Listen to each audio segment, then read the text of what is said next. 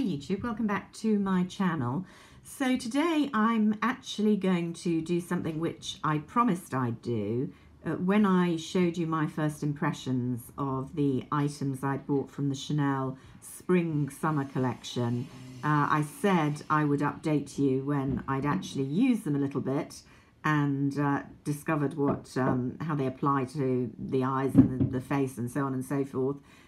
Which I often say when I excitedly show you my recent purchases, and I realised the other day that I never really get round to it unless a particular product makes the monthly favourites when I talk about it again, and I very seldom talk about the disasters, maybe sometimes in the empties, but I seldom actually get to an empty of makeup. So I thought I would do that today. I will confess it does feel like a bit of a cheat as a video because I'm very conscious that you have seen these products before, and I'm sure there are lots of videos out there on YouTube about them, so it may be that you're sick to death of them and saying, well, why doesn't she show me something new?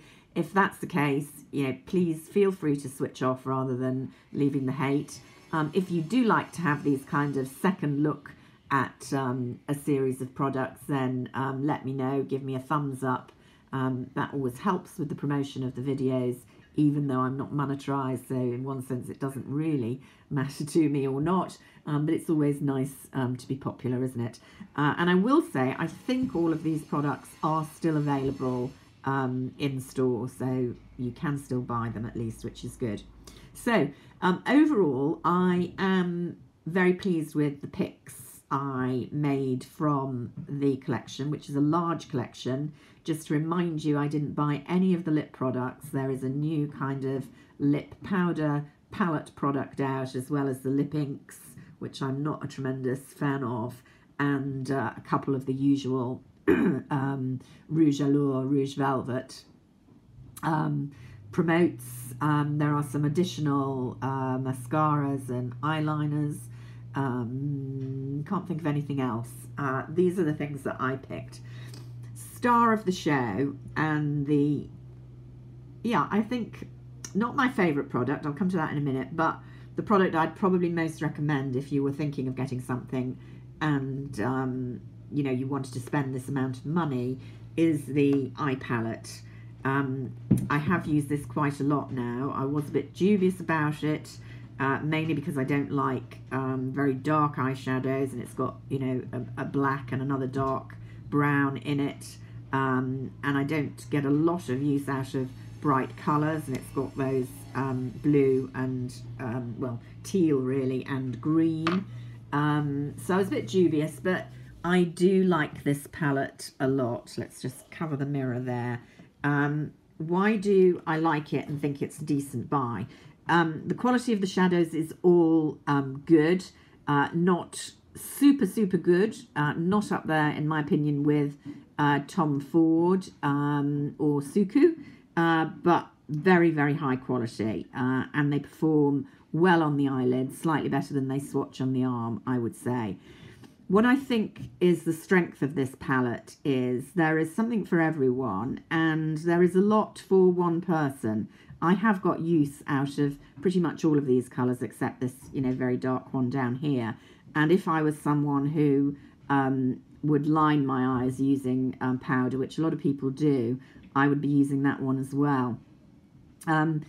If you like the idea of having a lot of choice in a palette, and who doesn't like these kind of jewel box palettes that we see? I'm very attracted to them. But I often find when I buy them, I don't use a palette with more than about 4 colours in it. A, because it's too cumbersome for me to travel with very regularly, and I travel a lot. And B, because I just kind of get boggled with the number of different options on one day. I typically use at most 3 colours in any one eye, even if it's, you know, super 8 eye for going out. So, you know, generally I find when I buy those bigger palettes with a lot of options in, it's a waste of money for me.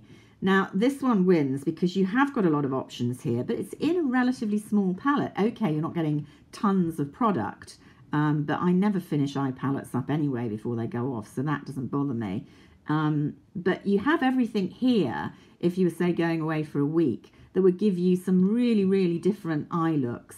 I have used, this is my favourite shade, this really pretty, it doesn't really look that stunning, gold when you swatch it, but it looks really good on the eye, blends beautifully. I've used that a lot. I expected to and have used the kind of beiges and this pink as well, which is a great base, certainly if you're fair-skinned.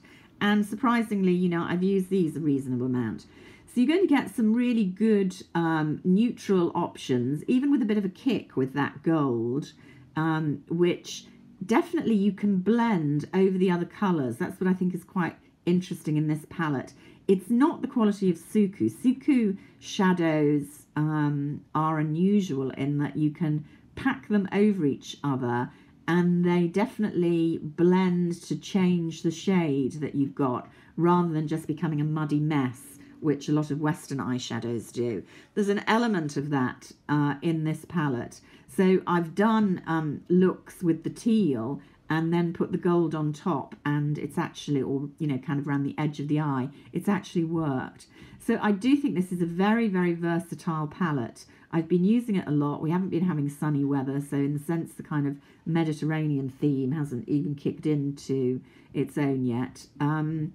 Is it an all-time star? No, it's not up there, you know, with some of the Tom Ford quads, which I think are absolute classics. If you're going to spend a lot of money, you know, but just once on a splurge, go for them.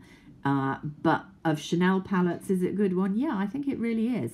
So I you know, have got quite a lot of use out of it. My absolute favourite product is this nail varnish. I don't know if that will surprise you. I absolutely love this colour. What is it? Verde Pastello.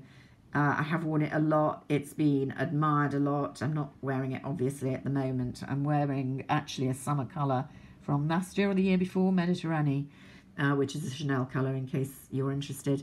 I predicted this would be an absolute sellout. I thought it was going to be like Nouvelle Vague Jade. It's kind of mixture of those two, but maybe people have gone past that kind of cult nail varnishes because it's still available. I seriously thought about getting a backup. I love it so much, and it's not even summer yet. I just think it's beautiful. It's a great formula as well. You literally only need one coat and it lasts several days. Highly recommend. The orangey red is also very nice, less kind of unusual. Arancio Vibrante. Also a very good formula. I don't know, Chanel just does reds really well. One coat only needed, I mean 2 if you like. Applies like a dream, dries okay. Sorry to say, can't say that for Novella Rosa. This is not a good formula. I know pinks are difficult, but they did it with pink rubber, albeit that's a different finish. And I was very positive about this when I bought it because the sales girls were all wearing either this or the yellow, which I didn't buy. The yellow looked dreadful on them. The pink looked great, but it's not a great formulation. One coat, you definitely need more than one coat. It's very patchy, shows the nail through.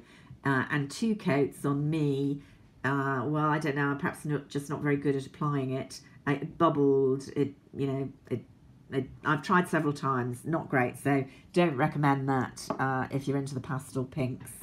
I haven't worn the Stylo Yeux a lot. I started making this video before and had to stop because they were drilling upstairs.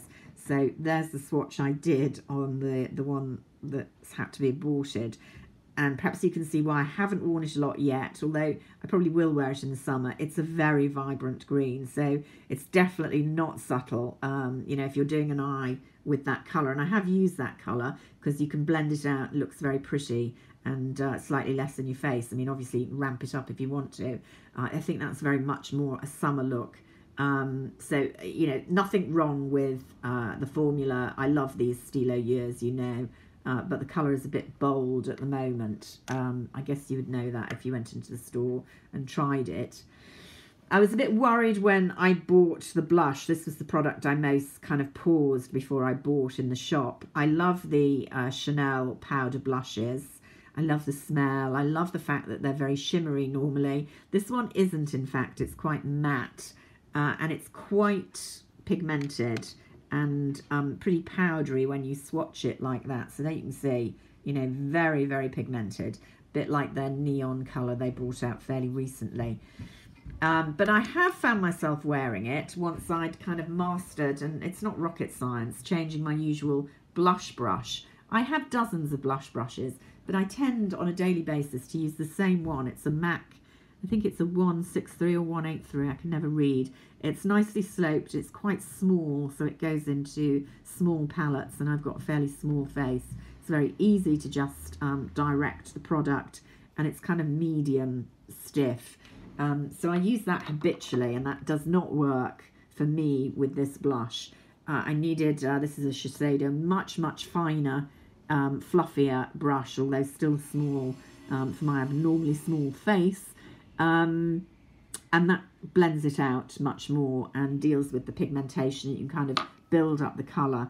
It's a really nice medium-toned pinky coral, so it's working very well transitionally. I mean, we've had very cold weather, very wintry weather indeed in the UK, if you're not here and don't know about that.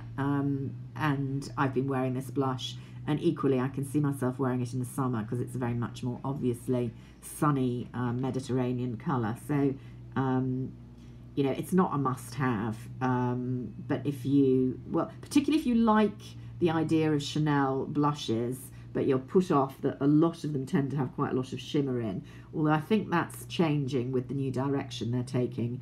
This is a good, more matte blush, and I think it would suit most skin tones. I think it would look sensational on women of colour, actually, because there is the kind of pigment there if you need it. So overall, yeah, I think it's a nice collection, and it's still there. People aren't spending their money at the moment. I can well understand. I do say go and have a look, go and have a play, and I will speak to you all again soon. Bye for now.